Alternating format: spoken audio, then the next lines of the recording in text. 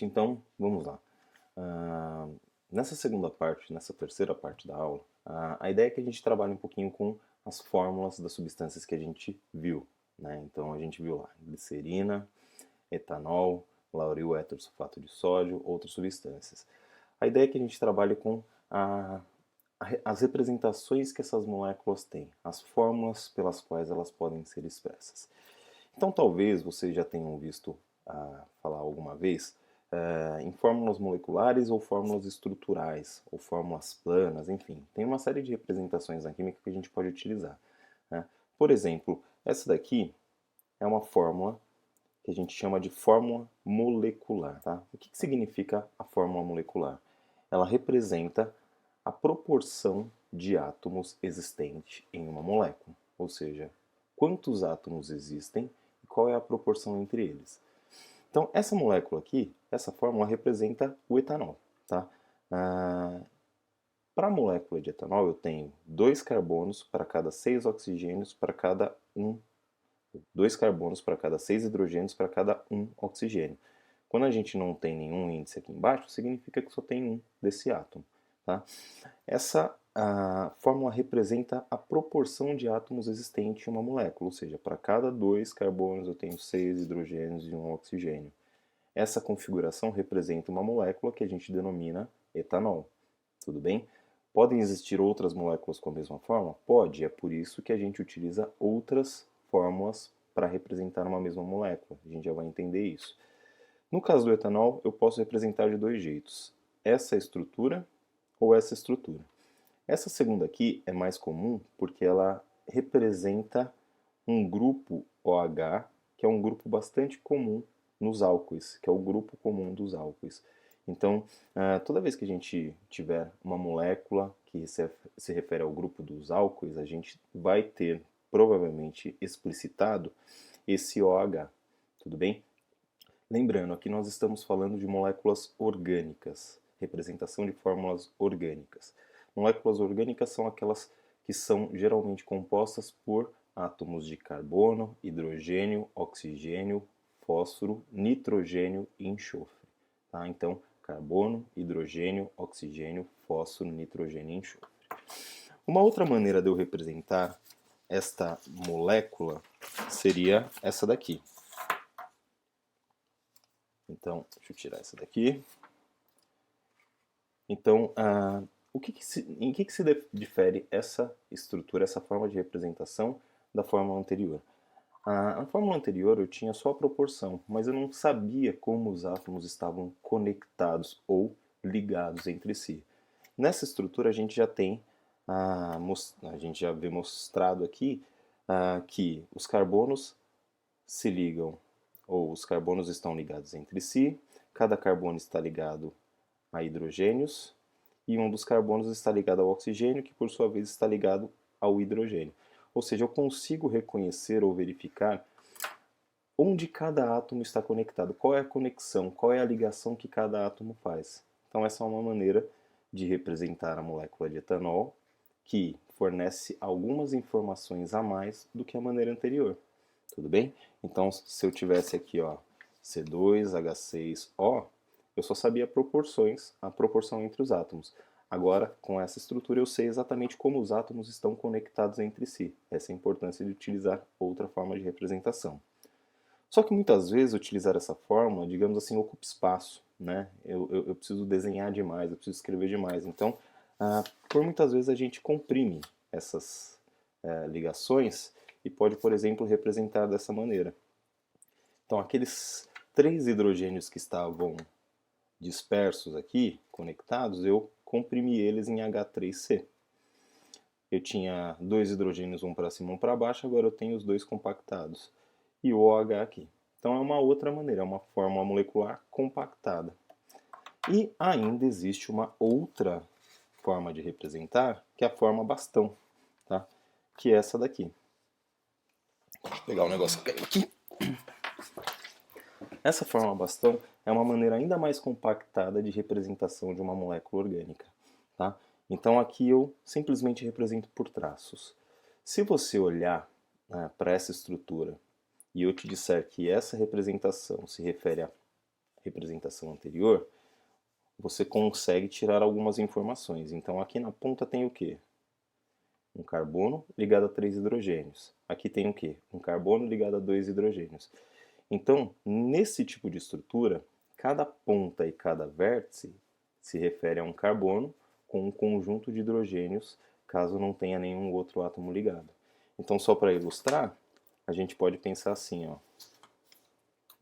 Eu tenho carbono ligado a 3 hidrogênios, conectado a um outro carbono ligado a 2 hidrogênios, conectado ao OH.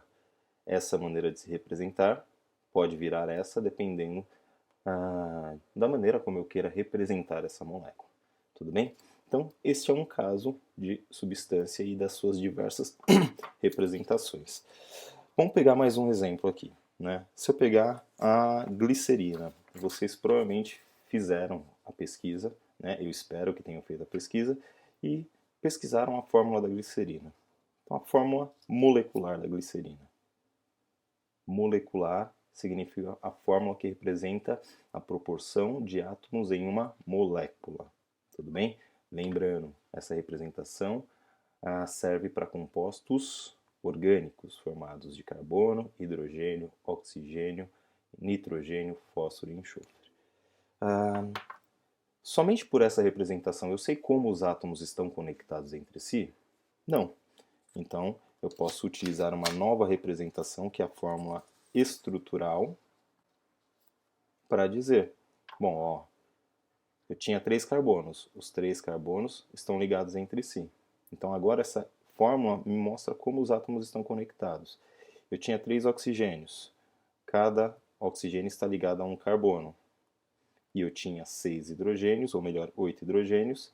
Eu tenho 2 em cada carbono das pontas, um no carbono do meio e um em cada hidrogênio. De novo, essa representação ocupa espaço, ela é uma representação que, apesar de ser útil, ela pode ser compactada, né? E a compactação pode ser, por exemplo, no caso da glicerina, feita assim. Então lembra aqueles 2 hidrogênios que estavam demonstrados aqui as ligações? Agora eu tenho eles compactados da mesma forma aqui. Tudo bem? E uma representação bastão da glicerina seria esta daqui, né? Então, de novo, ó, 1, 2, 3 carbonos, então cada pontinha ou em cada vértice, junção de 2 traços, eu tenho um carbono. E nas pontas em que eu tenho o átomo específico, nesse caso o oxigênio, eu tenho o oxigênio ligado. Né? Então, aqui na ponta, se não tivesse nada, seria carbono. Como tem um oxigênio, é o próprio oxigênio. Então, só para ilustrar de novo, eu tenho aqui, ó, então aquela representação bastão, né? Nesse vértice aqui eu tenho um carbono com os 2 hidrogênios, aqui ligado o OH, aqui no meio eu tenho um carbono com um hidrogênio ligado ao OH, e aqui na ponta eu tenho um CH2 ligado ao OH. Essa também é uma maneira de representar. Você já deve ter notado que assim, os átomos eles têm um número de ligações específicos entre si. Ah, como é que eu sei isso? Como é que eu faço para descobrir? Isso a gente vai estudar mais para o futuro. A gente vai estudar toda a parte de estrutura atômica até chegar em ligações químicas. E aí eu vou retomar esses exemplos e vou falar assim, ó, lembra quando eu mostrei naquela aula EAD, blá blá blá blá blá? E a gente vai entender o porquê que cada átomo faz um número específico de ligações. Tudo bem? Só mais um exemplo. Agora partindo do contrário. Essa molécula é uma molécula bem famosa, né? Molécula, se você pesquisar um pouquinho na internet, você vai encontrar essa figura como sendo a molécula de benzeno. Né? É uma molécula bastante famosa, um solvente muito utilizado na indústria e serve para produzir uma série de outros solventes, uma série de outras substâncias, inclusive medicamentos e tudo mais. Faça uma consulta rápida aí, ó, procure fórmulas de medicamentos. Você vai ver que em grande parte das fórmulas de medicamento você vai encontrar um anel benzênico ou uma molécula de benzeno conectada a diversos outros grupos. Então aqui eu tenho a fórmula bastão, né? O que eu poderia dizer? Cada pontinha e cada vértice eu tenho um carbono. Então aqui eu tenho 1, 2, 3, 4, 5, 6 carbonos. Tudo bem? Ah, o que significa esses dois traços? Aqui só tem um, aqui tem dois. É a primeira vez que aparecem esses dois traços. Significa que o carbono está ligado a um outro carbono duas vezes, por uma ligação que a gente chama de ligação dupla. De novo, as ligações nós iremos entender mais para frente. Por enquanto, a ideia é ver diferentes representações. Se eu substituir essa molécula por uma forma um pouquinho mais expandida, eu teria isso daqui, ó. Então, eu continuo com os 6 carbonos, só que agora eu estou representando os hidrogênios que também fazem parte dessa molécula. Se eu colocar o símbolo do carbono nessa molécula, eu fico com essa estrutura. Então, ó, 6 carbonos, alguns ligados de forma dupla, outros ligados de forma simples e o hidrogênio. Qual que é a forma molecular disso daqui? Bom, eu tenho C1, 2, 3, 4, 5, C6, H. 1, 2, 3, 4, 5, 6, 6H, C6H6. Essa seria a fórmula molecular, ou seja, que representa a proporção de átomos existente na molécula de benzeno. Tudo bem? Tá aqui, ó, mais bonitinho, C6H6.